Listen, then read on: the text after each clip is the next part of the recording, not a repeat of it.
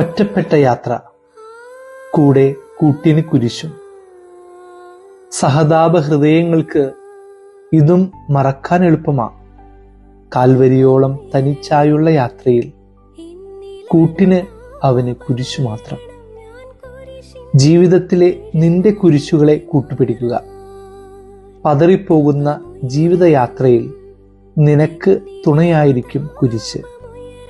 നിന്റെ ഒറ്റപ്പെടലുകളിലും ഏകാന്തതയിലും ആ കുരിശ് നിനക്ക് കൃപയായി കൂടെ ഉണ്ടാകും.